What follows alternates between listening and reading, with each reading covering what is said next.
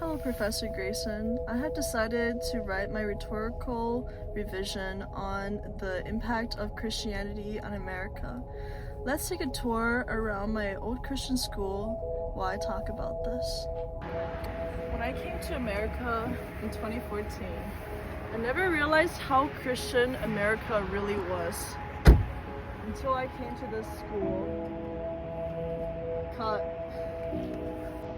The school is named after this very important pastor named Charles Finney, who had a great impact in the Second Great Awakening in America. I discovered Christianity around 2014, I'd say. And after a year in America, I decided to go to a Christian school to expand my beliefs in Christianity. But that is not what happened when I came here. When I first came to this school,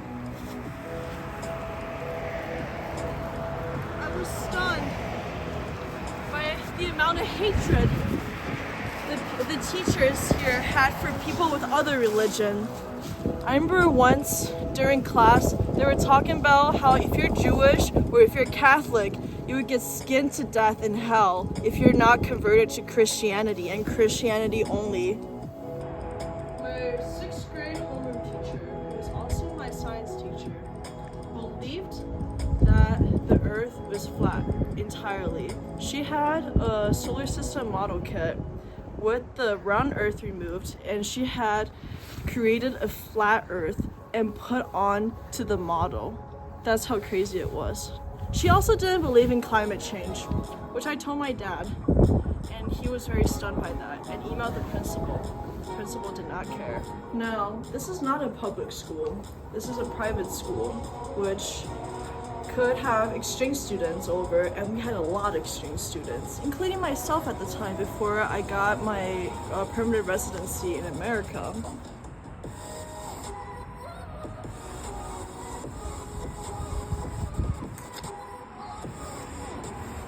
You know what's crazy about that too?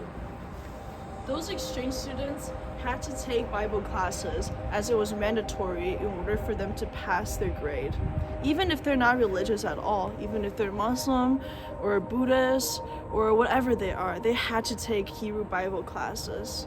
Actually, this is my old cafeteria. I remember when I first came here, they didn't even pray before eating food. I mean, I thought that was a pretty Christian thing. Like, you know, we had to pray before my volleyball games, and we had to shout out the prayers and our weekly Bible verses that we had to remember. But we didn't even pray for our food. We never gave thanks. In 2016, that was my first election experience. I moved to America in 2014. My dad was pretty liberal. He liked Hillary Clinton a lot, even though I didn't know much about it. But I remember asking very neutrally of who everybody supported here. And every single person, including the teacher, had no neutral opinions. They all supported for President Trump. As said on the website, all of the teachers were not hired based off of their education or teaching experience. They were all hired based off of their religious beliefs and how they would advocate for their religious beliefs. When I was in middle school, I was still exploring my sexuality and things such as that, and gender identity. I was very close with this one girl. She is a grade above me, and we just hung out a lot. One day, I was in the locker room, and I said that I really like her, not even in a romantic way.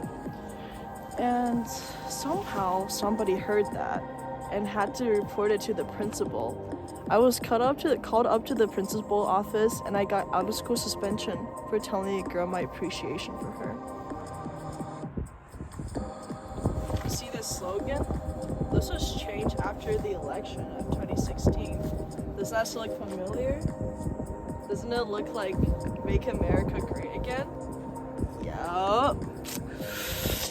When I saw the new policy imposed by Superintendent Ryan Walters of Oklahoma, it reminded me a lot of the school.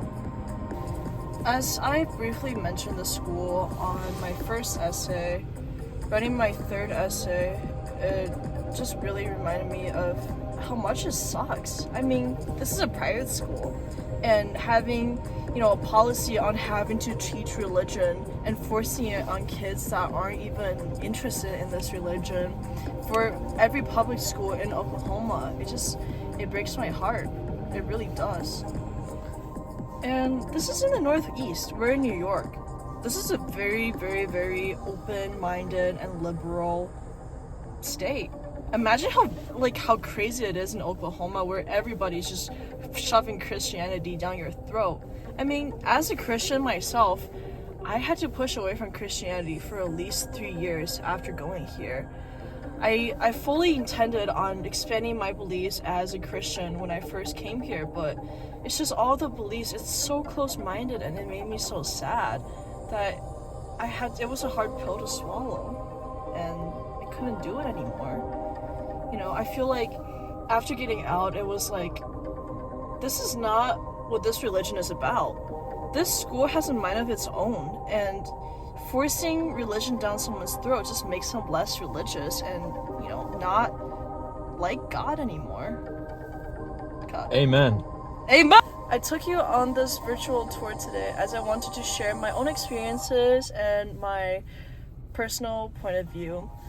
I just hope, this can give you a broader expansion on how and why I decided to write my essay on the separation of state and church and state.